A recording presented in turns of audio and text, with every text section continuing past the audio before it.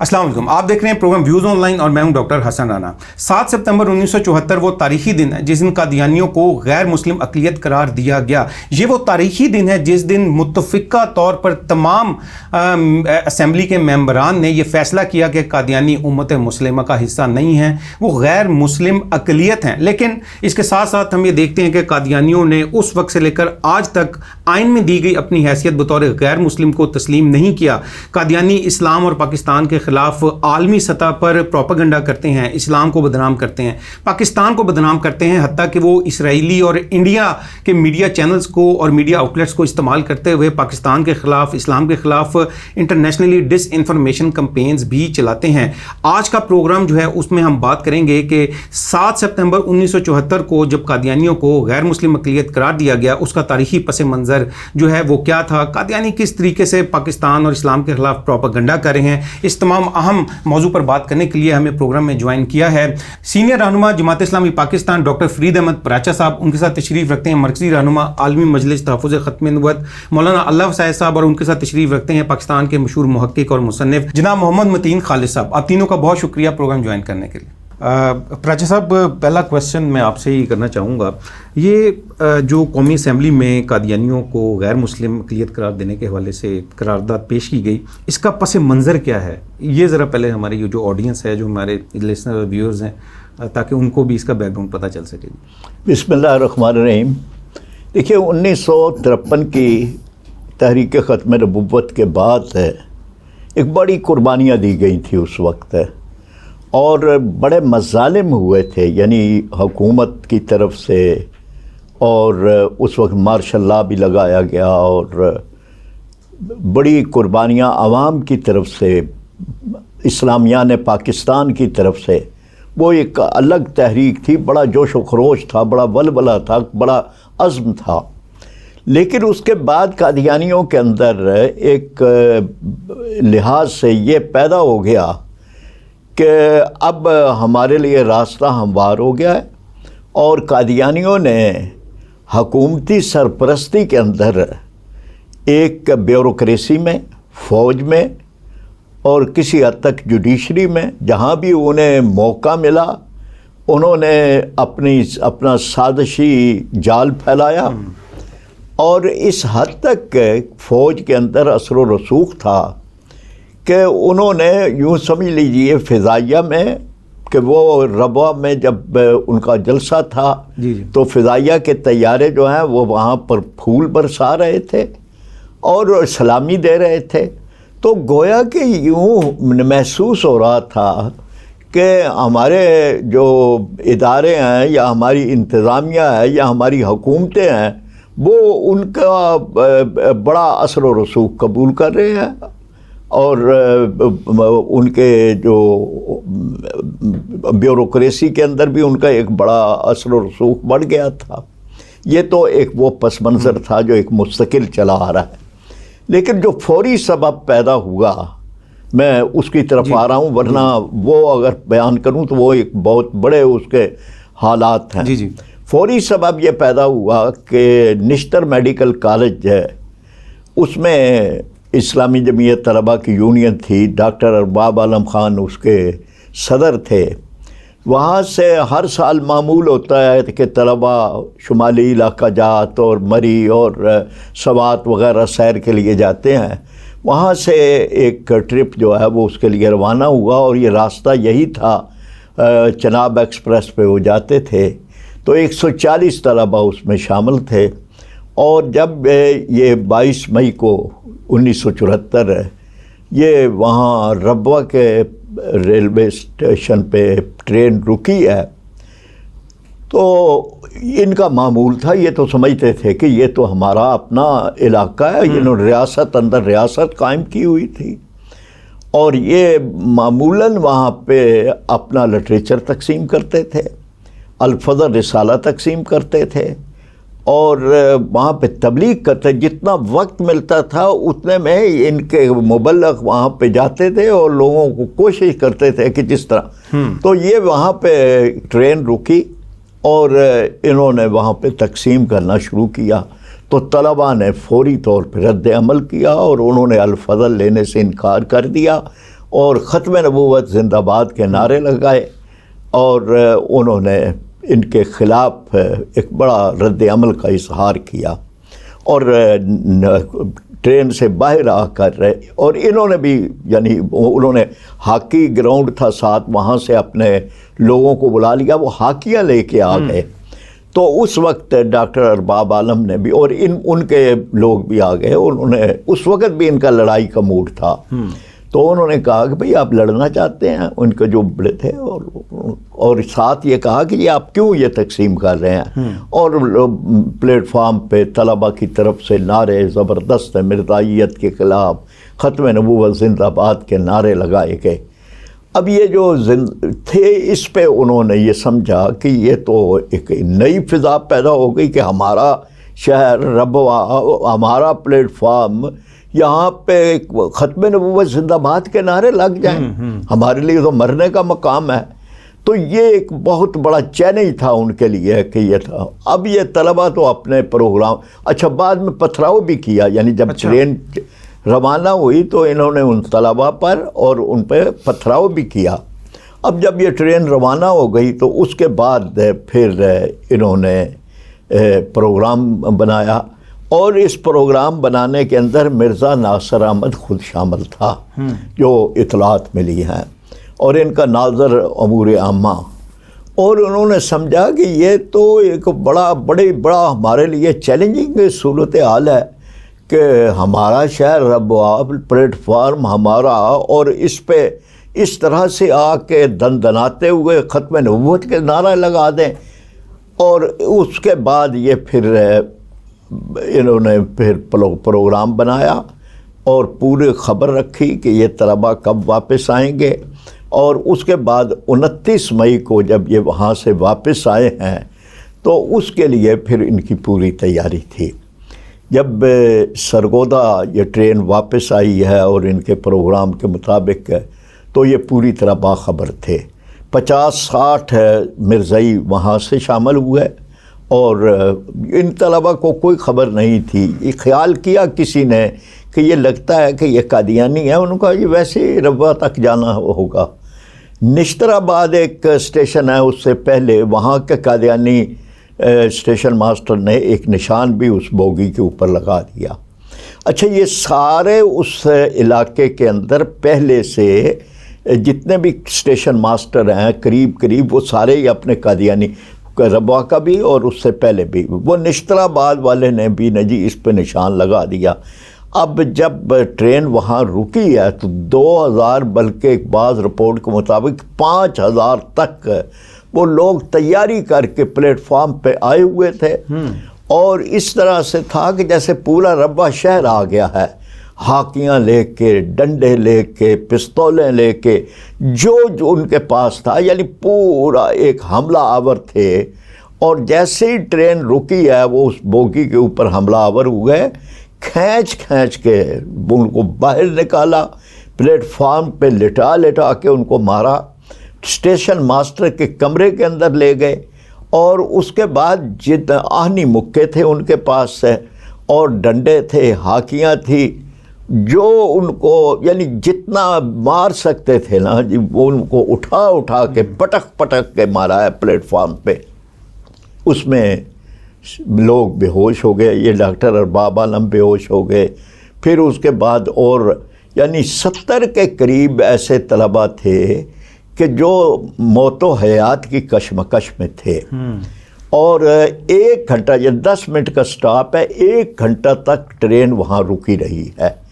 اور یہ سارا وہ پس منظر تھا کہ جس کے اندر ایک بڑا اشتعال، پھر جب یہ ٹرین وہاں سے چلی ہے فیصل آباد تک آئی ہے تو خبر پہنچ گئی تھی، حالانکہ موبائل اس زمانے میں نہیں تھے، لیکن خبر پہنچ گئی تھی، مولانا تاج محمود صاحب، فیصل آباد کے لوگ یہ پہنچ گئے تھے۔ میں خود سرگودا میں تھا، اور میں پنجاب یونیورسٹی اسٹوڈنٹ یونین کا صدر تھا، پھر وہاں سرگودا میں بھی جلوس نکلا، میں اس کی قیادت کی، پھر وہااں پہنچے اس پنجاب یونیورسٹی، پھر الحمدللہ یعنی طلباء نے بھی پورے پنجاب میں، پاکستان میں علماء کرام نے، مطلب ایک بہت بڑی تحریک تھی کہ جو پورے ملک میں اٹھی. یعنی یہ تھا کہ اگر یہ تحریک قومی اسمبلی میں نہ پہنچتی، یعنی یہ تو قادیانیوں کی بچت ہوئی ہے. کہ آپ نے پوچھا ہے کہ قرارداد کا پس منظر کیا ہے.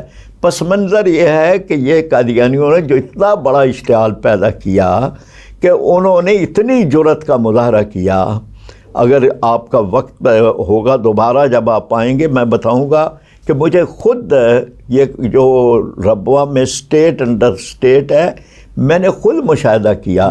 میرے اپنے ساتھ واقعات ہوئے. میں نے خود وہاں پہ یہ کیا جب میں بی اے کے بعد سرگودا میں، تو ہم وہاں گئے، میں اور میرے ساتھی اور وہ ٹیچرز تھے. تو وہاں ہمارے ساتھ ہوا واقعہ. ہمیں بھی وہاں ان کی عدالت کے سامنے، جو ان کی عدالت ہے یعنی حکومت کی عدالت نہیں، تو میں آپ کو یہ تو یہ اسٹیٹ اندر اسٹیٹ کا مشاہدہ میں نے خود کیا. وہ تو کوئی تصور ہی نہیں ہے کہ وہ کوئی اس وقت تک کہ یہاں پر کوئی پاکستان کا قانون چلتا ہے، پاکستان کا آئین چلتا ہے. تو یہ وہاں یہ پس منظر تھا.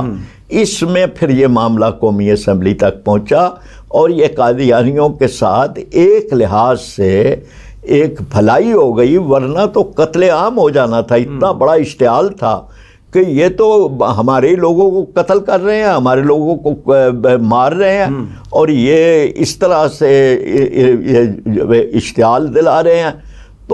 تو اس پس منظر کے اندر یہ قرارداد تک نوبت پہنچی ہے، اور قومی اسمبلی کے اندر جو کارروائی ہوئی پورا ان کو موقع دیا گیا. یعنی یہ بھی نہیں ہوا کہ ان کی لا علمی کے اندر قرارداد ہوئی ہے. 13 دن موقع دیا گیا پورا ان کو یعنی اس بات کا موقع دیا گیا کہ آپ اپنے جھوٹ کی وکالت کریں، اور آپ کو پوری اسمبلی سننے والی تھی. اور وہ اسمبلی میں وہ لوگ تھے کہ جن کے بارے میں ان کو خیال تھا کہ یہ لوگ جو ہیں یہ تو کیا ختم نبوت پر ان کے کیا اعتقاد ہوں گے اور ان کے یقین ہوگی، یہ تو جاگیردارانہ پس منظر سے آئے ہوئے لوگ ہیں، اور یہ تو مطلب بڑے مرعوب ہوں گے اس سے اور اس کی پگڑی سے اور اس کے. لیکن الحمدللہ یعنی جھوٹ ہے. اسمبلی کے سامنے اس کا جھوٹ اور مکر و فریب کھل کے آ گیا، اور وہ جو جرا تھی اس میں آ کے جھوٹ ثابت ہو گیا کہ یہ تو مسلمانوں کو کافر سمجھتے ہیں. تو یہ وہ پس منظر تھا جو میں مختصر بیان کر سکا ہوں. دوسرے راؤنڈ میں آگے کچھ اور بات.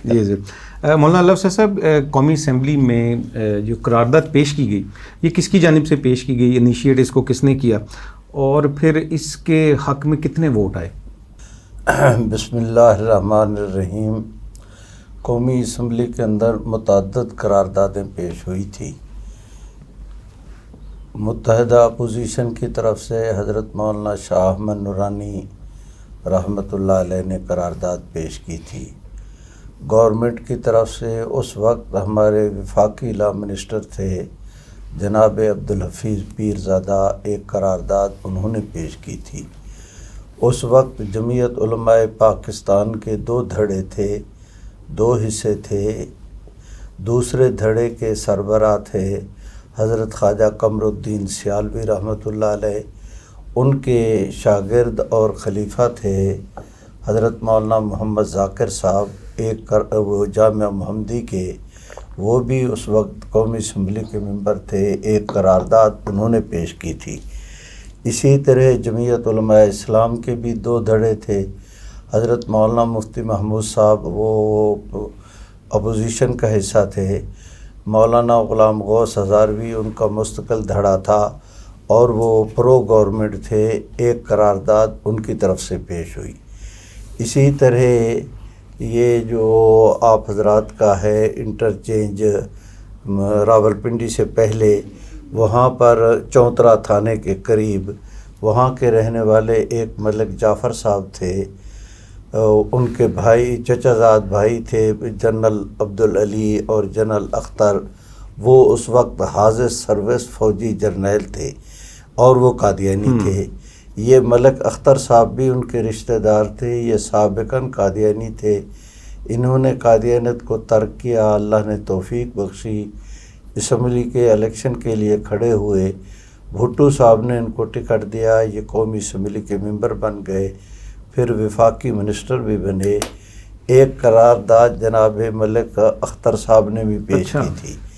ایک قرارداد جو ہے وہ سردار شوکت حیات صاحب اٹک کے رہنے والے تھے، پاکستان کے بانی حضرات میں ان کا شمار ہوتا تھا، جناب قائد اعظم صاحب کے ساتھیوں میں سے تھے، بانی پاکستان حضرت قائد اعظم صاحب کے ساتھیوں میں ایک قرارداد انہوں نے بھی پیش کی تھی. تو یہ 5-6 قراردادیں ایک ساتھ جمع ہوئیں. پھر اس میں قادیانیوں نے درخواست دی کہ ہمیں بھی قومی اسمبلی میں بلا کر اگر ہمارے عقیدے پر اس ایشو پر گفتگو ہونا ہے تو ہمیں بھی اسمبلی میں بلا کر ہمارا موقف سنا جائے. چنانچہ بھٹو صاحب نے قادیانیوں کی درخواست آ جانے کے بعد حضرت نورانی میاں، حضرت مفتی محمود صاحب، پروفیسر غفور احمد، ان کے ساتھ گورنمنٹ کی میٹنگ ہوئی. اس میں بھٹو صاحب تھے، مولانا کوثر نیازی صاحب تھے، جناب عبدالحفیظ صاحب پیرزادہ، اور ایک جناب افضل چیمہ تھے وفاقی لا سیکٹری، وہ ہائی کورٹ کے جج بھی رہے ہیں، وہ بھی اس کے اندر شریک تھے. تو اس میٹنگ میں یہ قادیانیوں کی درخواست زیر بحث آئی. بھٹو صاحب کا خیال تھا کہ پتہ نہیں حضرات علماء کرام قادیانیوں کو نیشنل اسمبلی میں اپنے ساتھ بٹھانے کے لیے تیار بھی ہوں گے یا نہ. جب قادیانیوں کی طرف سے درخواست آئی تو انہوں نے حضرت مفتی صاحب کے سامنے، اس وفد کے سامنے درخواست کو رکھا. انہوں نے اس درخواست کو دیکھنے کے بعد کہا کہ یہ قادیانیوں کی بات اصولی طور پر ٹھیک ہے، ہمیں بھی ان کے موقف کو سننا چاہیے، اسمبلی میں بلانا چاہیے. چنانچہ جناب بھٹو صاحب کو اس پر بہت خوشی ہوئی کہ انہوں نے بھی کھلے دل کے ساتھ ان کے آنے کو قبول کیا، تو قادیانیوں کو بھی بلایا گیا. اس پر پھر اسمبلی کے اندر بحث ہوئی. 11 دن مرزا ناصر احمد پر جرا ہوئی اور 2 دن لاہوری گروپ کے سربراہان پر یکے بعد دیگرے وہ بدلتے ڈھیر بھی ہوتے رہے، بدلتے بھی رہے. اور اس کے بعد پھر اسمبلی کے ممبران کی تقاریر شروع ہوئیں اور یہ تقریباً 2-2.5 مہینے تک قادیانی ایشو پر وقفے سے نیشنل اسمبلی کے اندر زیر بحث ہوتی رہی. اور اب وہ کوئی راز نہیں رہا، سارا میٹر چھپ چکا ہے، ساری دنیا نیٹ پر موجود ہے، ساری دنیا اس کو دیکھ رہی ہے. اب 6 قراردادیں تھیں. ظاہر ہے کہ قراردادیں ساری ایک ایشو پر 6 قراردادیں تو منظور نہیں ہونی. ایک قرارداد منظور ہوگی اور اگر 5 مسترد کرتے ہیں بلا وجہ بتائے بغیر تو ان قرارداد کے محرکین اس پر احتجاج بھی کر سکتے ہیں، دھرنا دے سکتے ہیں. 2-2.5 مہینے تک جو کارروائی چلی تو ساری دنیا کو پاکستان سے متعلق مثبت پیغام گیا کہ یہ جمہوری انداز میں ایک جمہوری ادارے کے اندر بیٹھ کر اس قادیانی ایشو کو حل کرنا چاہتے ہیں. آخری دن اگر وہ اس پر اختلاف ہو جاتا، ایوان مچھلی منڈی بن جاتا تو وہ سارا پیغام منفی بن جانا تھا. تو اس پر بھٹو صاحب نے پھر میٹنگ طلب کی 6-7 ستمبر کی درمیانی رات. یہی جو متذکرہ حضرات ہیں گورنمنٹ کی طرف سے، اپوزیشن کی طرف سے، جن کا میں ذکر کر چکا، ایک ساتھ بیٹھے. بھٹو صاحب نے تجویز دی کہ ایک قرارداد منظور کرنے کی بجائے اس طرح کرتے ہیں کہ 6 کی 6 مسترد کر دیں، نئی قرارداد لاتے ہیں متفقہ، اور نہ وہ اپوزیشن کی طرف سے نہ گورنمنٹ کی طرف سے، تاکہ کریڈٹ کی بحث بھی نہ ہو، وہ پورے ایوان کی طرف سے ہو. وفاقی وزیر قانون ایوان کے نمائندہ ہونے کے ناطے وہ اس قرارداد کو پیش کر دیں، اپوزیشن کی طرف سے مفتی صاحب وہ اس کی تائید کر دیں، متفقہ طور پر ووٹنگ ہو جائے اور پوری دنیا کے اندر ایک مثبت پیغام جائے. چنانچہ پروفیسر صاحب، حضرت مفتی صاحب، نورانی میاں حضرت، یہ سارے حضرات اس پر متفق ہو گئے. چنانچہ نئی قرارداد مرتب ہوئی. ابتدا میں اس پر دلائل تو چلتے رہے کہ یہ اس جملے کے اس لفظ کی بجائے ایک لفظ پر بھی بحث ہوئی، لیکن آگے چل کر بالکل یہ ماحول بن گیا کہ ہمارے حضرات جو کچھ کہتے گئے گورنمنٹ مانتی گئی. اور متفقہ قرارداد مرتب ہو گئی۔ اگلے دن تلاوت اور نظم کے بعد صاحبزادہ فاروق علی خان صاحب نے وہ 6 قراردادوں کو انہوں نے جو ہے وہ اپنا رولنگ دی، وہ واپس ہوئیں۔ متفقہ قرارداد پیرزادہ صاحب نے پیش کی، حضرت مفتی صاحب نے اس کی تائید کر دی، اس کے بعد ووٹنگ ہوئی، اور پوری اسمبلی میں اس دن شاید کوئی ممبر غیر حاضر بھی نہیں تھا۔ بھٹو صاحب نے کوشش کی، اس وقت کے ڈی سی صاحبان، ایس پی، ان حضرات کے ذمہ لگایا کہ سارے ملک کے قومی اسمبلی کے ممبران کو کی حاضری کو 7 ستمبر کو اسمبلی کے اندر یقینی بنایا جائے۔ پورا ایوان فل تھا، اور جب یہ قرارداد پیش ہوئی تو اللہ نے کرم کیا کہ چاروں صوبوں کے آزاد قبائل کے حضور کی امت دعوت اور امت اجابت، یعنی خود غیر مسلم ممبران سمیت پورے اسمبلی کے ممبران کے سامنے جب پیغمبر اسلام صلی اللہ علیہ وسلم کا اسم گرامی آیا، مارے احترام کے سبھی کی گردنیں جھک گئیں اور تائید کے لیے ہاتھ اٹھ گئے۔ تاریخ ریکارڈ گواہ ہے اسمبلی کا کہ ایک ممبر نے بھی اس کے خلاف ووٹ نہیں دیا۔ یوں یہ متفقہ طور پر قرارداد منظور ہوئی، اور اب بھی اللہ کا فضل ہے، عین کا حصہ ہے، اور اللہ کرے قیامت کی صبح تک یہ پاکستان بھی قائم رہے، یہ قانون بھی قائم رہے، اور انشاءاللہ توقع یہی ہے کہ ایسے ہی ہوگا انشاءاللہ۔ جی متین صاحب، قادیانیوں نے اس کارروائی کے دوران معذرنامہ کے عنوان سے بھی اپنا ایک پمفلٹ جو ہے وہ تقسیم کیا، اس کی یہ کیوں تقسیم کیا گیا، اس کے حوالے سے پھر ذرا بتائیے گا۔ بسم اللہ الرحمن الرحیم۔ بہت شکریہ حسن بھائی۔ ہوا یہ حضرت کہ جب قادیانیوں کو غیر مسلم اقلیت قرار دینے کی کارروائی قومی اسمبلی میں ہو رہی تھی، اور پاکستان کے اٹارنی جنرل جناب یحییٰ بختیار صاحب قادیانی جماعت کے سربراہ مرزا ناصر پہ اس کو کنفیشن کروا رہے تھے ان کے کفری عقائد کے، اور وہ تعویلات سے کام لے رہا تھا، تو اس دوران ہمارے اکابرین نے ایک فیصلہ کیا کہ ہم بریفلی ہمارے قومی اسمبلی کے جو ممبران، پوری قومی اسمبلی کے پارلیمنٹ کے، ہم ان کو ان کی آگہی کے لیے، ان کو پڑھنے کے لیے کچھ دے دیں تاکہ وہ ایک نتیجے پہ پہنچ جائیں، اور سیکنڈلی اگر وہ اس میں جو ہم نے کتاب جو تیار کریں گے، جو مٹیریل دیں گے، اگر یہ اس میں سے ان کو کوئی شک و شبہ ہو تو یہ براہ راست اٹارنی جنرل سے ایک چٹ پہ لکھ کر مرزا ناصر سے اس کی وضاحت مانگ سکتے ہیں۔ تو وہ کتاب جو ہے اس کا نام تھا ملت اسلامیہ کا موقف، وہ اب بھی شائع ہوتی ہے، بڑی کمال اور بڑی مطلب ایک کمپریہنسو ایک بک ہے اس موضوع پہ۔ جب قادیانیوں نے دیکھا کہ انہوں نے مسلمانوں نے تقسیم کیا، تو انہوں نے بھی کہا کہ ہم بھی اپنا موقف جو ہے تحریری طور پہ پارلیمنٹیرینز حضرات کو ہم پیش کریں گے۔ چنانچہ انہوں نے بھی 180 صفحات پہ مشتمل محضر نامہ، جو آج بھی ان کی شاید ویب سائٹ پہ موجود ہے، وہ انہوں نے تقسیم کیا۔ دیکھیں واردات انہوں نے کیا کی۔ ہمارا جو تھا ملت اسلامیہ کا موقف، اس میں ہم نے قادیانیوں کے جو کفریہ اور دل آزارانہ عقائد ہیں وہ ہم نے قومی اسمبلی کے ممبران کے سامنے پیش کی کہ یہ ہمارا موقف ہے، اس بنا پہ یہ لوگ جو ہیں یہ غیر مسلم ہیں۔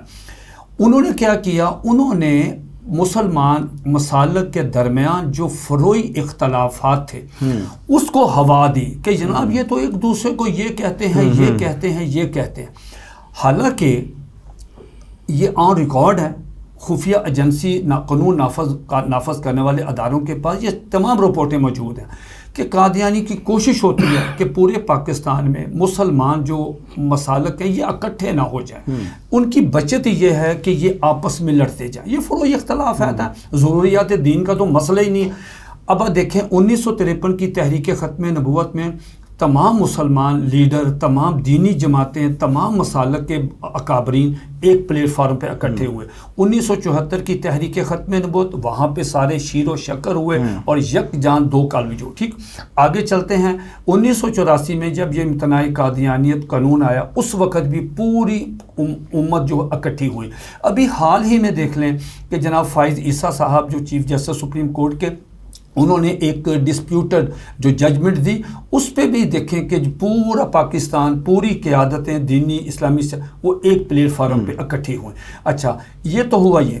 اب اس جو محضر نامہ انہوں نے پیش کیا اس کا آخری جو 180 صفحہ نمبر ہے اس پہ حسن بھائی ایک بڑی دلچسپ بات لکھی. انہوں نے 4-5 لائنوں کی ایک دعا لکھی اور کہا کہ ہماری اللہ تعالیٰ سے دعا ہے کہ وہ ممبران جو پارلیمنٹری ہیں یہ سارے ان کو اللہ تعالیٰ ایک نور بصیرت عطا کرے تاکہ وہ حق و صداقت پہ مبنی ایک فیصلہ کرنے میں کامیاب ہوں. جب اللہ ان کی دعا قبول ہوئی کہ وہ جو ممبران ہیں انہوں نے ایک حق و صداقت پہ مبنی ایک مطلب متفقہ ایک فیصلہ دیا کہ قادیانی غیر اب اس کے بعد قادیانی اس وقت سے لے کے اب تک ان ممبران کی کردار کشی کرتے ہیں. تو یہ محضر نامہ وہ تھا جو قادیانیوں نے پیش کیا. صحیح. اچھا مولانا علوی صاحب، یہ متین صاحب نے بھی ذکر کیا کہ قادیانی، ہم نے یہ دیکھا ہے کہ اکثر اوقات اور اب تو سوشل میڈیا کے ذریعے سے بھی فرقہ واریت کو بہت زیادہ فروغ دیتے ہیں. اچھا وہ یہ بھی سوال جو ہے وہ بہت زیادہ کرتے ہیں کہ جی آپ نے ہمیں غیر مسلم یا کافر قرار تو دے دیا، تو کون سی بڑی بات ہے مسلمانوں کے ایک فرقہ دوسرے فرقوں کو بھی کافر کہتا ہے، یا ایسے فتاوا جو ہیں وہ موجود ہیں. تو اس کے بارے میں آپ کیا کہنا پسند کریں گے؟ میں درخواست کرتا ہوں کہ جہاں تک مسلمانوں کے اختلاف، جیسا کہ بھائی متین صاحب نے بہت خوبصورت وضاحت دی کہ مسلمانوں کے بنیادی اجماعی جو عقائد ہیں ان میں کوئی اختلاف نہیں، فروعی اختلافات ہیں. اس کے اندر بعض غیر ذمہ داران لوگ جارحیت بھی اختیار کرتے ہیں، تو اس کے اندر جو ہے وہ اپنا علمی مباحث کے بجائے ذاتیات بھی آ جاتی ہے. لیکن امت کا جو ہمیشہ سے مزاج ہے وہ یہ کہ اجماعی عقائد کے حوالے سے جب بھی کوئی ضرورت پڑتی ہے تو امت ایک ساتھ ہو جاتی ہے. اور اگر صرف اختلافات کو ہی بنیاد بنا کر قرار دینا ہے کہ یہ چونکہ خود بھی اختلافات کا شکار ہے، تو یہی سوال تو خود قادیانیوں سے بھی ہو سکتا ہے، اس لیے کہ ان کے بھی اپنے کئی گروپ ہیں. رات میں وہ ڈسکے کے اندر ایک کانفرنس تھی، وہاں جا رہا تھا تو ڈسکے اور گجرانوالہ کے درمیان میں ایک بورڈ آتا ہے تھانہ اروپ کا. یہاں پہ ظہور الدین اروپی رہتا تھا.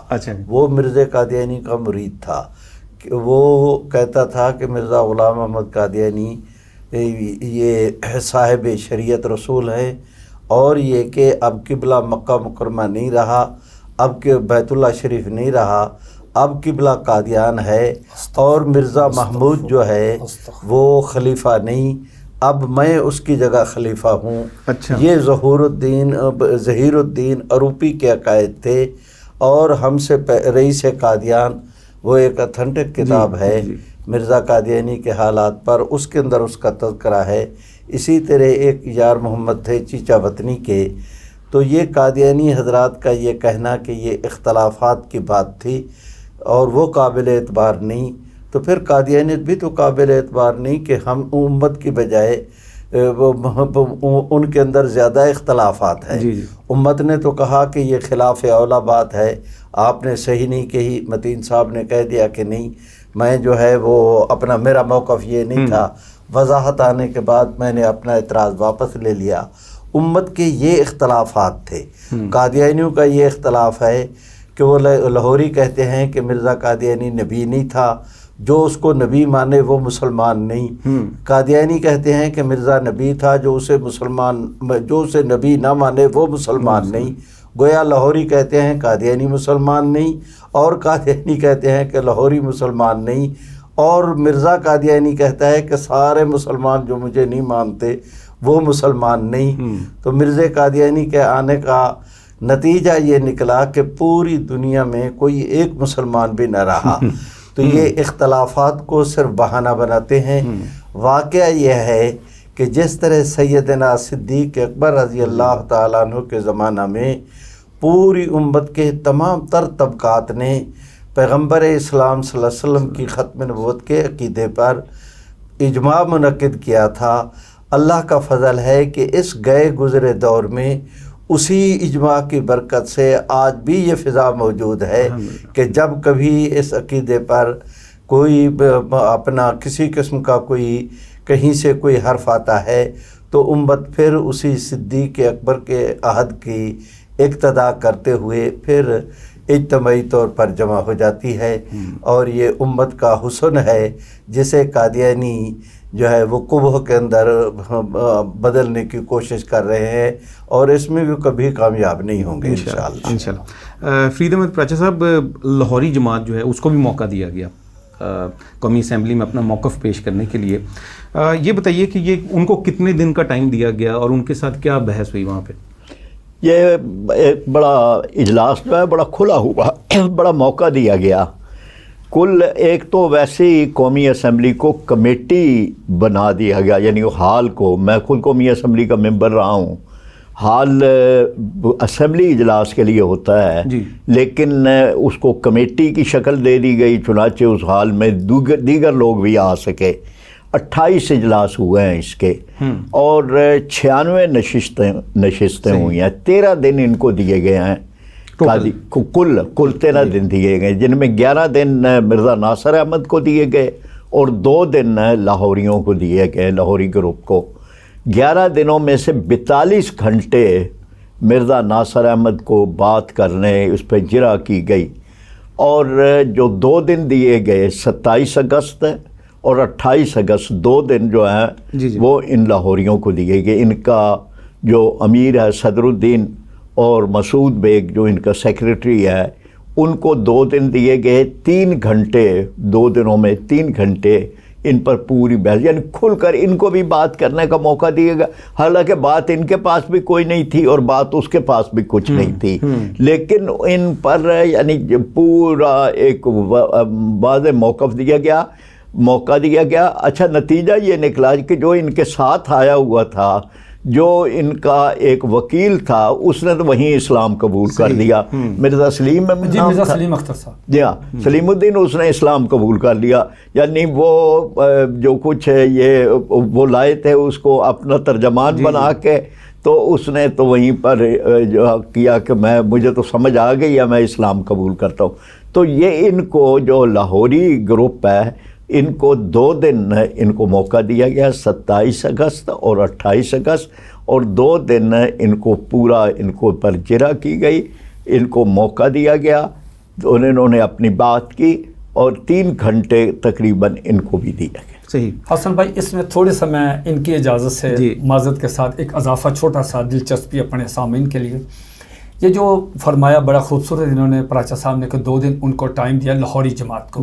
جب لاہوری جماعت کی جیرا اس پہ کی یہ بختیار صاحب نے پوری قومی اسمبلی پارلیمنٹ کے سامنے، تو ظاہر بھٹو صاحب بھی موجود تھے، سارے حضرات، تو انہوں نے پوچھا، اٹارنی جنرل صاحب نے، یہ بختیار صاحب نے ان کے سربراہ جو لاہوری جماعت کا صدر الدین سے پوچھا کہ آپ اپنا ذرا تعارف کروائیں اور اپنا ذرا بتائیں کہ آپ کا اس اپنی جماعت سے کیا اختلاف ہے۔ میری مرزا ناصر کے ساتھ اور نو لاہوری جماعت کا 1914 سے بتایا، جی لاہوری جماعت، آپ نے لاہوری جماعت کا ان سے کویسچن کیا، تو انہوں نے کہا جی کہ 1908 میں مرزا غلام احمد قادیانی جو مرا، اس نے نبوت اور رسالت کا دعویٰ کیا، مر گیا۔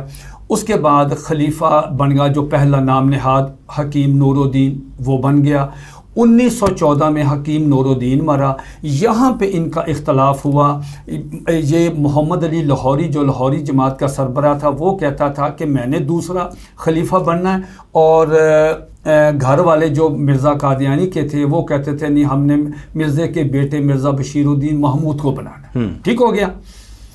اب یہاں سے اختلاف ہوا، تو جب انہیں دیکھا محمد علی لاہوری نے کہ بھی مجھے تو خلیفہ نہیں بنا رہے، تو یہ اپنا فرنچائز ایک اٹھا کے تو یہ آگے لاہور، اور یہاں انہوں نے اپنا ایک بورڈ بنا لیا، اور اس پہ اوپر لکھا جی کہ ہم مرزا قادیانی کو مہدی مانتے ہیں، نبی رسول والا وہ ختم ہو گیا۔ ٹھیک، انہوں نے کہا جی اپنے عقائد بتائیں، انہوں نے کہا جی ہم مرزا صاحب کو نہ مہدی مانتے ہیں، انہوں نے کہا نبی رسول، انہوں نے کہا نہیں جی ہم نہیں مانتے۔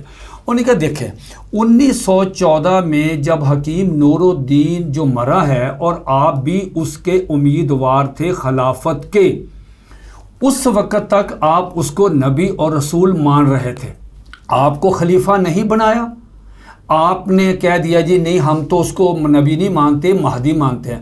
تو یہاں بڑی دلچسپ صورتحال, بڑا لطیفہ اور بڑا کہکا پڑا کہ یہ بختیار نے کہا آپ کی لڑائی تو ہوئی ہے مرزا قادیانی بشیر الدین محمود سے, آپ کی لڑائی ہوئی ہے مرزا بشیر الدین محمود سے خلافت کے جھگڑے پہ, لیکن آپ نے سٹیٹس کم کر دیا مرزا قادیانی کا, آپ اس کو نبی سے لے کے نیچے آ گئے. اچھا متین صاحب, بلکہ آپ یہ بھی بتائیے کہ قادیانی اکثر یہ بھی کہتے ہیں کہ جناب پہلے بھی کہتے تھے کہ اگر قومی اسمبلی کی کارروائی کو منظر عام پر لے آیا جائے تو آدھا پاکستان یا اس سے بھی زیادہ جو ہے وہ قادیانی ہو جائے گا. اب تو کئی سال ہو گئے الحمدللہ, وہ تو چھپ کے منظر عام پر بھی آ گئی کارروائی. تو اس کے حوالے سے بھی کچھ بتائیں ذرا, یہ جو قادیانی اعتراض کرتے ہیں کہ جی یہ اگر اس کو سامنے لے کے آیا جاتا اس دور میں تو آدھا پاکستان قادیانی ہو جاتا. جی حسن بھائی, ایمانداری کی بات ہے کہ قادیانی جس طرح جھوٹ بولتے ہیں پوری دنیا میں شاید اس کا کوئی مقابلہ نہیں کر سکتا. وہ ایک ہٹلر کا تھا وزیر اطلاعات گوئبلس, وہ کہتا تھا اس کا ایک جملہ بڑا مشہور ہے, وہ کہتا اتنا جھوٹ بولو اتنا جھوٹ بولو اتنا جھوٹ بولو کہ اس پہ سچ کا گمان ہونے لگے. میں ایمانداری کی بات بتاتا ہوں کہ اگر آج گوئبلس زندہ ہوتا نا, وہ قادیانی ہوتا, وہ ان کا مرید ہو جاتا کہ یار اے میرے نالو ود نے, ٹھیک ہو گیا. اب دیکھیں انہوں نے کیا کہا کہ اگر یہ کاروائی شائع ہو گئی اسمبلی کے اندر جو خفیہ تھی اور جس پہ جو مطلب باہر اوپن نہیں کیا اس وقت, تو پورا آدھا پاکستان قادیانی ہو جائے گا. اب دیکھیں جس وقت مرزا ناصر جو ہے قومی اسمبلی ممبران کے سامنے کنفیشن کر رہا تھا, ایک ایک بات پہ کنفیشن کر رہا تھا, جیسے پراچا صاحب نے فرمایا کہ ان کو بچا گئی قرارداد, باہر تو آگ لگی ہوئی تھی, وہ تو ان بزرگوں کا اکابرین کی ایک حکمت عملی اور ان کا آپ دیکھیں کہ کس وقت ان کا ویژن دیکھیں کہ انہوں نے اپنی اس تحریک کو تشدد کی راہ پہ نہیں چلایا. حالانکہ پورا نوجوان مطلب تنظیمیں سارا اپنا انجمن طلبہ اسلام اور یہ اسلامی جمعیت نوجوان خون تھا, مطلب انہوں نے اس کو پرتشدد نہیں ہونے دیا. ٹھیک ہو گیا, باہر لگی ہوئی تھی, ایک جذبات تھے, آگ لگی ہوئی تھی. اس میں اگر مرزا ناصر جو قومی اسمبلی میں جرہ کے دوران جو اعترافات کر رہا تھا کہ ہم مرزا قادیانی کو محمد رسول اللہ مانتے ہیں, ہم اس کو صلی اللہ علیہ وسلم کہتے ہیں, اس کی بیوی کو ام المومنین کہتے ہیں, اس کی باتوں کو حدیث کہتے ہیں, اس پہ اترنے والی وحی کو قرآن مجید کہتے ہیں, یہ باتیں اگر آ جاتی باہر اور اخبارات میں رپورٹ ہوتی, ٹیلی ویژن پہ ریڈیو پہ رپورٹ ہوتی, آپ مجھے بتائیں پورے پاکستان میں ایک بھی قادیانی بچتا؟ سوال ہی نہیں پیدا ہوتا. یہ بعد میں صاحبزادہ فروخ علی خان صاحب جو سپیکر تھے قومی اسمبلی کے اس وقت, ان کا انٹرویو شائع ہوا اور انہوں نے کہا کہ ہم نے ایک خاص حکمت عملی کے لیے کہ لا اینڈ آرڈر کی صورتحال پیدا نہ ہو. آج آپ کا قومی اسمبلی, آج آپ کی پاکستان کی سپریم کورٹ کے 5 ججوں کی ججمنٹ آن ریکارڈ ہے, انہوں نے قادیانی سے کہا کہ اگر آپ تبلیغ کریں گے اپنے عقائد کی تو آپ کی جان اور مال کی حفاظت کی ذمہ داری کس پہ پڑے گی, اس لیے کہ اس میں لا محالہ لڑائی ہوگی اور اس میں لا اینڈ آرڈر کی صورتحال پیدا ہوگی. اس کے بعد انہوں نے کہا کاروائی اگر شائع ہو گئی تو آدھا پاکستان. اس وقت منیر احمد منیر صاحب جو آتش فشاں والے, یہ آن ریکارڈ انٹرویو ان کا شائع ہو چکا. اس کے بعد انہوں نے یہی سوال اٹارنی جنرل سے پوچھا تھا, یہ بختیار صاحب سے, کہ انہوں نے کہا یہ بیوقوف ہیں, اگر یہ کاروائی منو نے شائع ہو گئی نا تو جو اس نے اعترافات کیے ہوئے ہیں مرزا ناصر نے, یہ بات سنیں, انہوں نے کہا لوگ ان کو ماریں گے, لوگ ان کو جوتے ماریں گے. ٹھیک ہو گیا.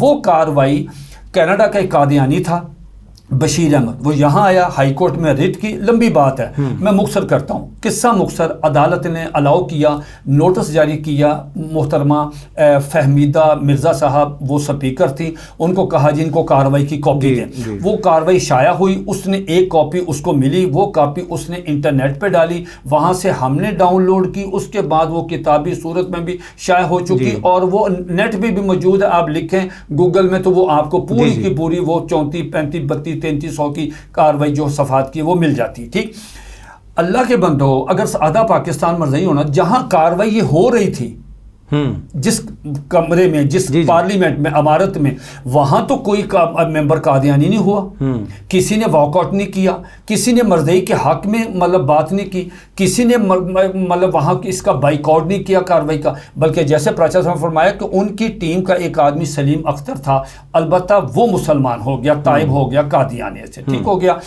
آج 2010 میں یہ کارروائی اوپن ہو گئی، شائع ہو گئی، ٹھیک ہے، نیٹ پہ پڑی ہوئی ہے۔ اب آپ قادیانیوں کے ذمے وہ بتائیں کہ 2010 سے لے کے آج 2025 تک اس کارروائی کے اوپن ہونے سے کتنے مسلمان جو ہیں وہ قادیانی ہوئے اس کارروائی کو دیکھنے کے بعد، اس کارروائی پڑھنے کے بعد؟ جی مولانا الفت صاحب، جب قادیانیوں کے کفریہ عقائد سامنے آئے، اسمبلی ممبران کے سامنے آئے، تو ان کا کیا رد عمل تھا اسمبلی ممبران کا؟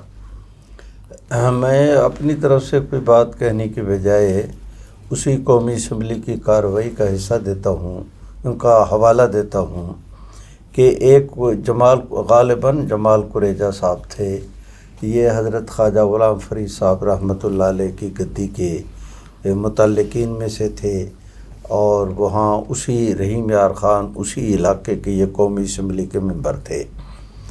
تو اسمبلی کی کارروائی کے دوران میں مولانا ظفر احمد صاحب انصاری نے گفتگو کے دوران یہ کہہ دیا کہ مرزا غلام محمد صاحب نے فلاں کتاب کے اندر یہ لکھا ہے۔ تو یہ قریجہ صاحب کھڑے ہوئے اور انہوں نے چیئرمین صاحب کو، اس وقت وہ سپیکر نہیں تھے، سپیکر ہونے کے باوجود ان کی حیثیت چیئرمین کی تھی کہ وہ اس کمیٹی کے سربراہ تھے، تو ان کو کہا کہ جناب چیئرمین صاحب آپ مولانا ظفر احمد صاحب کو روکیں کہ یہ مرزا قادیانیوں کو صاحب نہ کہیں۔ مولانا ظفر احمد ذہین آدمی تھے، وہ سمجھ گئے کہ یہ اب جو ہے وہ کیا کہتے ہیں لوہا گرم ہے۔ انہوں نے آگے چل کر حوالہ دیتے ہوئے پھر کہہ دیا کہ مرزا غلام محمد صاحب نے فلاں کتاب کے اندر لکھا ہے۔ یہ پھر کھڑے ہوئے، انہوں نے کہا جی میں نے بحیثیت ممبر کے پہلے بھی ریکویسٹ کی ہے کہ مولانا ظفر احمد صاحب جو ہے وہ مرزا قادیانی کو صاحب نہ کہیں، ہم اسے پسند نہیں کرتے۔ تو اس نے چیئرمین صاحب نے کہا کہ قریجہ صاحب آپ یہ بات کل جب آپ کی باری آئے اس وقت کہیں، اس وقت ان کو بولنے دیں، آپ ان کی گفتگو میں مداخلت نہ کریں۔ تو قریجہ صاحب نے کہا کہ میری درخواست ہے کہ یہ مرزا غلام محمد کو صاحب نہ کہیں۔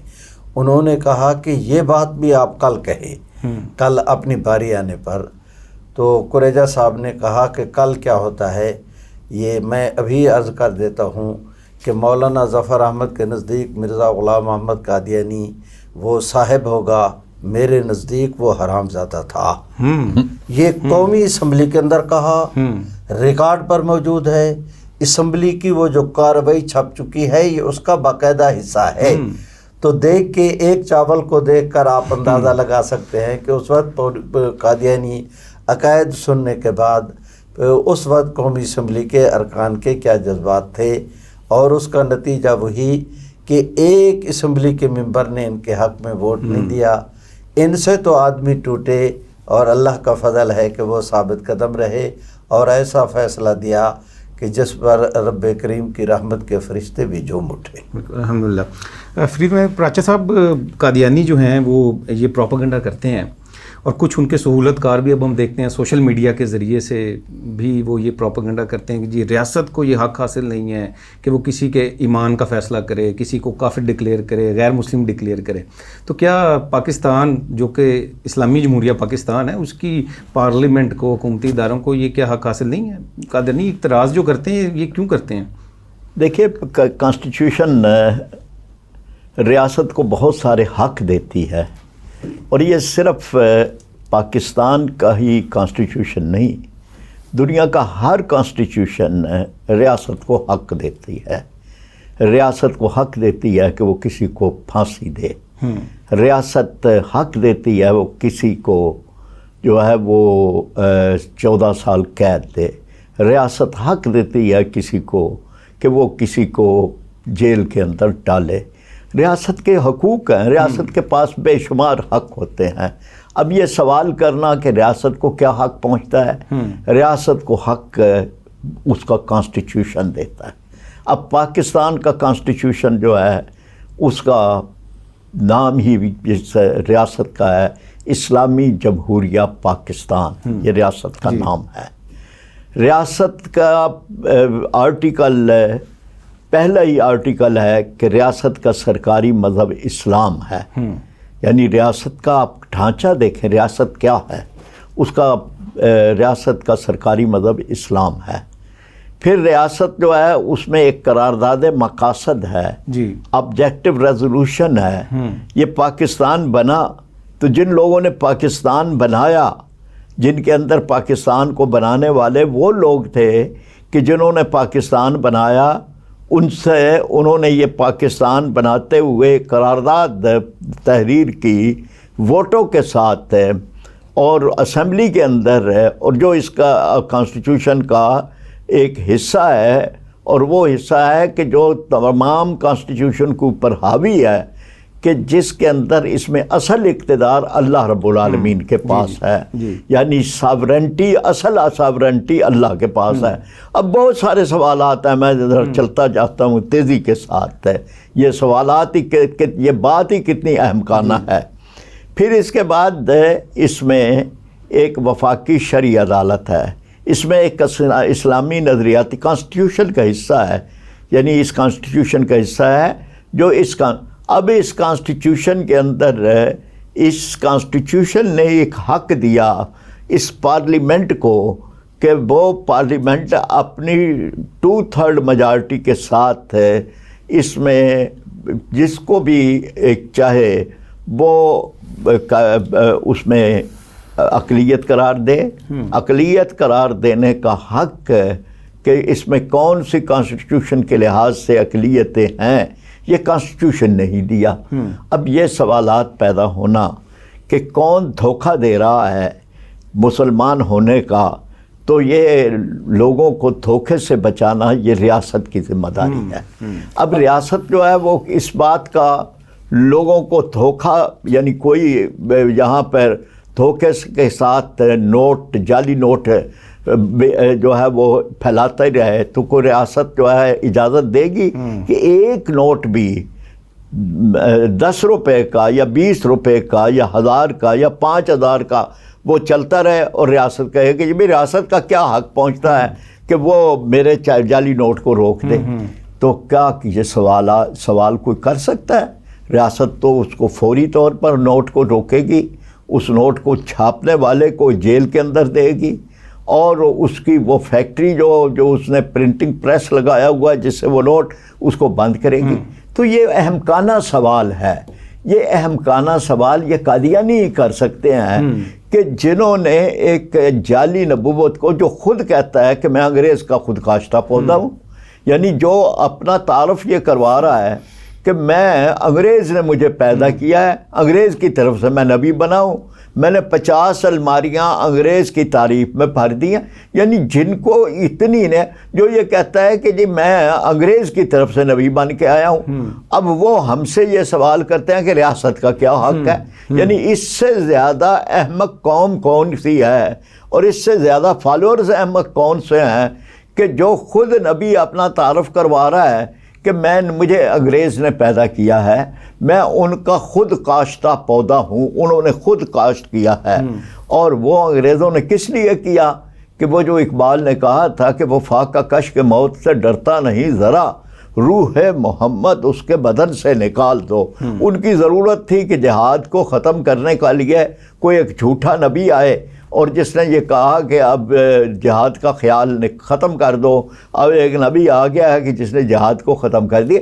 تو مطلب یہ ہے کہ جنہوں نے ایک جھوٹے نبی کو، انگریز کے پیدا کیے ہوئے خود کاشتہ پودے کو، جو حکومت انگلشیہ کی تعریف کرتا ہے، جو یہ کہتا ہے 50 الماریاں میں نے جہاد کے خلاف لکھ کے بھر دی ہیں، اس کو وہ جو نبی مانتے ہیں وہ ہم سے سوال کرتے ہیں ریاست کا کیا حق ہے۔ تو یہ ابھی اللہ کا شکر کریں کہ ریاست نے مرتد کی سزا جو ہے وہ تمہیں نہیں دی، ورنہ ریاست کے پاس یہ اختیار ہے، اور یہ مرتد ہیں، اور مرتد کی سزا قتل ہے۔ تو ریاست نے ابھی مہربانی کی ہے. تو یعنی ریاست جو ہے وہ مزید یہ بھی امینڈمنٹ کر سکتی ہے کہ پاکستان میں مرتد کی سزا کو نافذ کیا جائے. جی بالکل یہ کر ریاست کے پاس تو یہ بھی حق موجود ہے. جی بالکل ہے. بالکل جی. اور توہین رسالت، یہ تو توہین رسالت، ایک ایک لفظ اس کے لٹریچر کا توہین رسالت ہے. جی جی. اچھا متین صاحب، اگر آپ ایک سیکنڈ کے جی ٹھیک ہے، پلیز پلیز پلیز. جناب پراچا صاحب کی خوبصورت گفتگو میں اس آپ کے سوال کے جواب میں جو انہوں نے گفتگو کی اس میں اضافہ کرنا تو مجھ مسکین کے لیے ممکن نہیں، اور نہ میں اس کی کا دعوے دار ہوں. البتہ ایک واقعہ عرض کے دیتا ہوں کہ ایک دفعہ ایک گفتگو میں ایک قادیانی نے ہم سے یہ سوال کیا کہ کسی اسمبلی کو کیا حق ہے کہ وہ کسی کو غیر مسلم اقلیت قرار دے.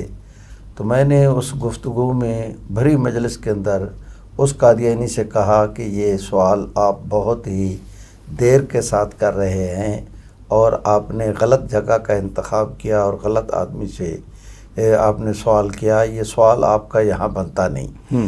وہ اس پر بڑا حیران ہوا کہ یہ میں کیوں سوال میرا نہیں بنتا، کہ میں غلط سوال کیسے، غلط جگہ پر کیسے سوال کر رہا ہوں. میں نے کہا اگر کسی اسمبلی کو کسی کو کافر کہنے کا حق نہیں، تو جس وقت جناب بھٹو صاحب نے بحیثیت پرائم منسٹر ہونے کے اعلان کیا کہ قادیانی ایشو کو جمہوری طور پر جمہوری انداز میں حل کرنے کے لیے ہم اس کو نیشنل اسمبلی کے سپرد کریں گے، اس وقت مرزا ناصر احمد نے کیوں درخواست دی تھی کہ اسمبلی میں ہمیں بھی بلا کر ہمارا موقف سنا جائے. اگر ایک اسمبلی کو فیصلہ کرنے کا، کسی کو کافر قرار دینے کا فیصلہ کرنے کا حق حاصل نہیں، تو مرزا ناصر احمد اس کی کارروائی کا اور اس اسمبلی کے اندر جا کر اپنا موقف پیش کرنے کا مطالبہ کرنا، یہ دلیل ہے اس بات کی کہ قادیانی خود مرزا ناصر وہ خود یہ سمجھتے تھے کہ اسمبلی کو حق حاصل ہے کہ وہ ان کی بابت مسلم غیر مسلم ہونے کا فیصلہ کر سکے. تبھی تو انہوں نے اس اسمبلی کے کارروائی کا حصہ بننے کے لیے درخواست دائر کی تھی.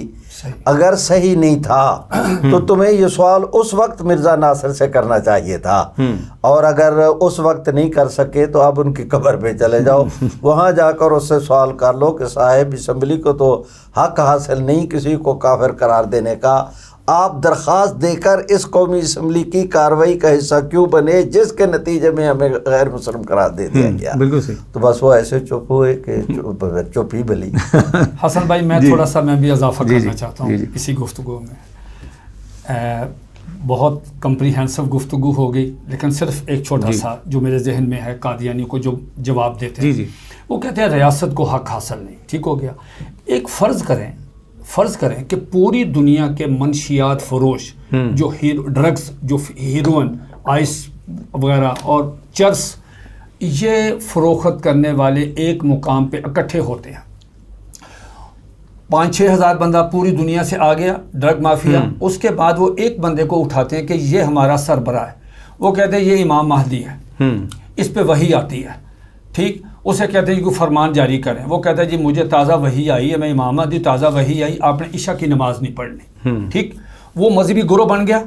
اس کی ایک فرنچائز آ گئی پاکستان کی ریاست نے کہا کہ یہ زمین پہ فساد پھیلاتے ہیں، لا اینڈ آرڈر کی صورتحال ہوگی، یہ جو لٹریچر تقسیم کر رہے ہیں، یہ تقریریں کر رہے ہیں، تحریریں لکھ رہے ہیں، اس سے تو لڑائی بہت زیادہ مسائل پیدا ہوں گے. 98% پاکستان جو مسلمان آبادی ہے. ٹھیک ہو گیا. اس کو بھی ریاست کو حق حاصل نہیں. وہ کہیں گے ہمارے حقوق کدھر ہیں، یعنی اس کو وہاں بھی ریاست کو حق حاصل نہیں کہ ان کو روکے اور کہے کہ وہ یہ اب کیا کر رہے ہیں. تو اس کا مطلب یہ ہوا کہ ریاست جو ہے وہ کسی بھی شتر بے مہار مطلب لوگوں کو ایسی اجازت دیتی جائے. پابندی تو آپ چھوٹی چھوٹی پابندیاں جو یہ نظم و ضبط کا حسن ہے. اب آپ دیکھیں، آپ سڑک پہ آتے ہیں، سرخ اشارے پہ رکتے نہیں. ایک آدمی کہتا ہے میں نہیں رکتا جی، تو بات تو ختم ہو گئی، پھر تو اس لیے ریاست کو مکمل حق حاصل ہے کہ وہ اس ریاست کے رہنے والوں کی خواہشات اور ان کے جو ان کا ایمان ہے، جو ان کا دین ہے، جو ان کا مذہب ہے، اس کی روح کے مطابق وہ فیصلہ کرے. اور آج بھی پاکستان کا آئین کا آرٹیکل 2227 یہ کہتا ہے کہ پاکستان میں کوئی قانون بھی اسلام کے خلاف، قرآن کے خلاف، حدیث کے خلاف، سنت کے خلاف نہیں بن سکتا. اچھا متین صاحب، یہ بھی آپ سے ہی میں کویشچن کرنا چاہوں گا کہ اب 50 سال سے زیادہ عرصہ گزر چکا قادیانیوں کو غیر مسلم اقلیت قرار دیے ہوئے، لیکن ہم یہ دیکھتے ہیں کہ قادیانی جو ہیں وہ سوشل میڈیا پہ اپنے انٹرویوز میں، انٹرنیشنل اخباروں کو جب انٹرویو دیتے ہیں، وہ کہتے ہیں جی ہم تو آئین میں اپنی حیثیت جو ہے اس کو تسلیم نہیں کرتے. اچھا. لیکن آئے روز ہم یہ دیکھتے ہیں کہ وہ اپنے حقوق بھی مانگتے ہیں اور انٹرنیشنل میڈیا کو خاص طور پر بڑا انٹرویوز دیتے ہیں، پروپیگنڈا کرتے ہیں جی پاکستان میں ہمیں حقوق نہیں ملتے. تو یہ کیا ماجرا ہے؟ اس کے حوالے سے بھی کچھ بتائیں. حضرت اس سلسلے میں میں آپ درخواست کروں گا اس پروگرام سننے والوں سے کہ جتنے بھی ہمارے پوری دنیا میں، پاکستان میں بالخصوص جتنے بھی ختم نبوت کے کارکنان ہیں، وہ ایک بات کو ذہن میں رکھیں. جب بھی قادیانیت کے بارے میں گفتگو کریں تو ایک بات کو وہ ذہن میں رکھیں کہ 1993 میں ظہیر الدین بنام سرکار جو معروف مقدمہ ہے SCMR 1993 میں فل بینچ نے پاکستان کی سپریم کورٹ میں، اس وقت بھی وہ اس کی امپلیمنٹیشن اس وقت وہ ویلڈ تھی.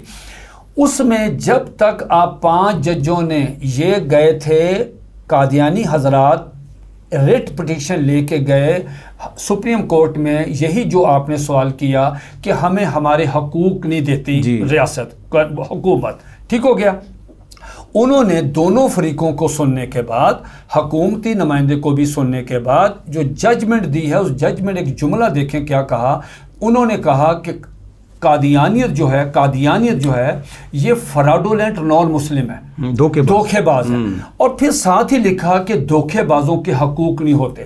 اب ہم نے پاکستان کی سپریم کورٹ کو فالو کرنا نا، جو پاکستان کی سپریم، آپ تو خود گئے ہیں کہ ہمیں حقوق دو، انہوں نے کہا جی دھوکے بازوں کے حقوق نہیں ہوتے. ایک. نمبر 2، جو شخص، جو جماعت آئین میں دی گئی اپنی حیثیت کو تسلیم نہیں کرتی، پھر وہ آئین میں دیے گئے اپنے حقوق بھی نہیں مانگ سکتی. یہ ایک فارمولہ ہے. تیسری بات، پاکستان کے آئین کا آرٹیکل جو 5 ہے نا، وہ بڑا دلچسپ ہے. وہ کیا کہتا ہے؟ وہ سٹارٹ یہاں سے ہوتا ہے کہ loyalty to the state is the basic duty of every citizen. ہر شہری کی یہ بنیادی ذمہ داری ہے کہ وہ ریاست کے ساتھ وفاداری کرے. ٹھیک. آگے اس کے نیچے انہوں نے کہا کہ obedience to the law and constitution is inviolable, ناگزیر ہے، اس کے بغیر وہ چل ہی نہیں سکتا. یہ دو قادیانی کہتے ہیں ہم امینڈمنٹ کو مانتے نہیں. وہ تو آرٹیکل 5 کے تحت، آگے آرٹیکل 6 ہے اس کی، جو آئین کو نہیں مانتا، بغاوت کرتا ہے، فساد پھیلاتا ہے، تو آرٹیکل 6 کہتا ہے اس کی سزائے موت ہے. اوکے. اب جناب اعلیٰ آپ یہ دیکھیں، اگلی بات جو سب سے دلچسپ بات یہ ہے کہ پاکستان کی سپریم کورٹ جو ہے وہ کہتی ہے کہ کوئی ایک حق بتا دیں پورے پاکستان میں کہ ہم نے آپ کا کوئی حق روکا ہو. آپ کو یہاں پہ بالکل وہ سہولتیں حاصل ہیں جو عام مسلمانوں کو، باقی منورٹی، ٹیکسٹائل ملیں آپ کی، شوگر ملیں آپ کی، تعلیمی ادارے آپ کے، IT کے ادارے آپ کے، پوش ایریاز میں آپ کے بڑی زمینیں آپ نے خریدی ہوئی ہیں، آپ کے ٹاور، آپ کے مال، شاپنگ مال. کوئی ایک سنگل ون بتائیں کہ ہم نے آپ کو کوئی چیز لی. حق کیا چھینا ہے؟ وہ ہمارا رائٹ ہے. وہ یہ ہے کہ وہ کہتے ہیں ہمیں پاکستان میں مرزا غلام احمد قادیانی کو محمد رسول اللہ کہنے کی اجازت دی جائے. پاکستان کی سپریم کورٹ نے ان کو روکا ہے. ٹھیک ہو گیا. اگلا پوائنٹ بڑا زبردست ہے. یہ جو آئین کہتے ہیں ہمیں حق دیں، یہ آئین میں کہاں لکھا ہے؟ یہ آئین کا آرٹیکل 20 ہے. ٹھیک ہو گیا. کئی دفعہ آپ کے پروگرام میں ڈسکس ہو چکا ہے. وہ آئین کا آرٹیکل 20 جو ہے نا، وہ 3 شرطیں لگاتا ہے.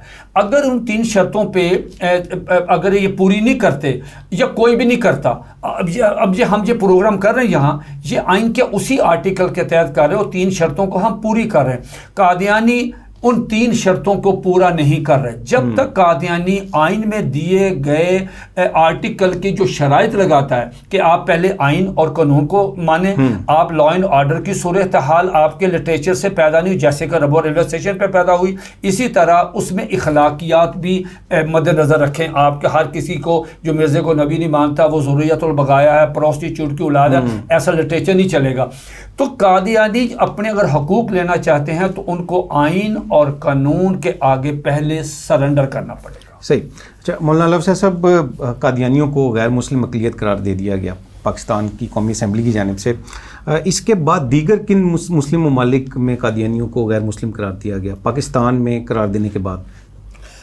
میں درخواست کرتا ہوں کہ بہاولپور کی عدالت ہے, ماریشس کی عدالت ہے, الہ آباد اور مدراس کی عدالتیں, مصر اور شام کی عدالتیں, اور پھر جنوبی افریقہ کی عدالت, ہمارے پہ جو ہے یہ عرب امارات کا سپریم کورٹ, غرضے کے دعوے کے ساتھ کہا جا سکتا ہے کہ جہاں کہیں بھی قادیانیت کا کیس عدالتوں میں گیا ہمیشہ کفر نے ہار کھائی ہے اور اسلام کو اللہ نے فتح نصیب کی ہے. اس آئینی اور قانونی طور پہ بنگلہ دیش کی وزارت مذہبی امور نے ان کے متعلق اعلان کیا, اس کی انڈونیشیا کی اور بھی بہت ساری عدالتیں قانونی طور پر عدالتی سطح پر حکومتی سطح پر قادیانیوں کے متعلق اقدامات ہوئے. مجموعی طور پر اس وقت پوری دنیا کی پوزیشن یہ ہے کہ مشرق سے لے کر مغرب تک کوئی اللہ کے فضل سے ایک بھی مسلمان مسجد, مدرسہ, خانقاہ, دارالافتاء, کوئی بھی عدالت ایسی نہیں جو قادیانیوں کے متعلق جن کی یہ معلومات نہ ہوں کہ قادیانی امت کا حصہ نہیں. اب یہ ان پر اتمام حجت ہو چکی اور پوری دنیا پر یہ بات واضح ہے کہ قادیانی اسلام اور مسلمانوں کا حصہ نہیں, اور ہر مسلمان اس قادیانیوں کی اس حیثیت کو اپنے ایمان کا حصہ سمجھتا ہے. بالکل ٹھیک. جی فریدم پراچا صاحب, آخری سوال پروگرام کے آخر پہ. الحمدللہ کے ٹی وی کے جو یہ پروگرامز ہیں اور ہم کچھ نو مسلمین کے انٹرویوز کرتے ہیں اور اسی قسم کے آپ حضرات جو ہمارے اکابر ہیں, بزرگ ہیں, ان کے پروگرامز دیکھ کے الحمدللہ پاکستان اور پاکستان سے باہر بھی کئی قادیانیوں نے اسلام قبول کیا, ہمارے ساتھ رابطہ بھی کیا الحمدللہ. آخر میں کوئی شارٹ میسیج آپ قادیانیوں کو دینا چاہیں گے؟ اس خاص طور پہ دیکھیں 7 سپتمبر کا دن پوری امت مسلمہ کا اجماع قادیانیوں کو غیر مسلم قرار دینے کا, اور اس حوالے سے کوئی میسیج. دیکھیں میں یہ سمجھتا ہوں کہ قادیانیوں کی جو نئی نسل ہے نا, ان کو کچھ بھی نہیں پتہ, یہ خاندانی طور پہ قادیانی ہیں. ان سے میں اتنا بات کہنا چاہتا ہوں کہ آپ مرزا غلام احمد کی کتابیں پڑھیں. آپ یہ جو خیال ان کا ہے نا کہ جی یہ مولویوں کے پھیلائے ہوئے تعصب ہیں اور یہ مولویوں نے کیا ہوا ہے اور مولوی تو ایک دوسرے کو کافر کہتے ہیں, یہ جو ایک ان کو, آپ براہ راست مرزا غلام احمد کی کتابیں پڑھیں, آپ کو پتہ چل جائے گا کہ یہ کیا روشن چراغ ہے جس کی آپ پیروی کر رہے ہیں. آپ کو سمجھ آ جائے گی, آپ ذرا تعصب سے نکل کے آپ پڑھیں کہ یہ کیا ہے, کس کی آپ پیروی کرتے رہے ہیں, آپ کے والدین, آبا و اجداد, اور کس چیز کو آپ دیکھ رہے ہیں, یعنی جس میں عقل نہیں, فہم نہیں, کچھ بھی نہیں ہے, اس کی تضاد ہے اس کی کتابوں میں, وہ کیا چیز ہے. اس لیے میں سمجھتا ہوں آپ نے کہا قادیانیوں کے لیے آخرت تو مطلب ایک ایسی چیز ہے کہ جس نے ہر صورت آنا ہے, حساب بھی دینا ہے.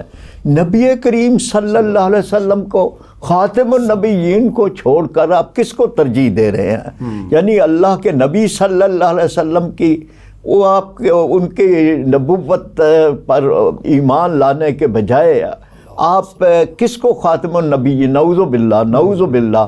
یعنی اس کا مطلب ہے کہ یا وہ مرزا خاتم النبیین ہے نعوذ باللہ, یا پھر رحمت للعالمین صلی اللہ علیہ وسلم. تو آپ دیکھیں تو صحیح کہ آپ کس کو مان رہے ہیں. اس لیے میں ان سے یہ کہنا چاہتا ہوں کہ آخرت کو بچائیں. آپ یہ تو تھوڑی بہت زندگی ہے, یہ کینیڈا جانے کا شوق, जर्मनी की शरीयत वगैरह, ये तो सब कुछ यहाँ रह जाएगा। आप आखरत को बचाएं और ये जो ख़ानदानी तौर पे एक था आपका, ये अब छोड़ दें। दुनिया तो यहीं रह जानी है, और इसको अगर आप देखेंगे, उसकी किताबों से देखेंगे, तो आपको बहुत कुछ नज़र आए। आप सबका बहुत शुक्रिया जी प्रोग्राम ज्वाइन करने के लिए। ये था नाज़रीन आज का प्रोग्राम, उम्मीद है कि आपको पसंद आया होगा। इसी तरह के मज़ीद इन्फॉर्मेटिव प्रोग्राम देखने के लिए KTV ऑफिशियल के यूट्यूब चैनल को सब्सक्राइब कीजिए। डॉक्टर हसन राना को KTV ऑफिशियल के साथ इजाज़त दीजिए। अल्लाह हाफ़िज़।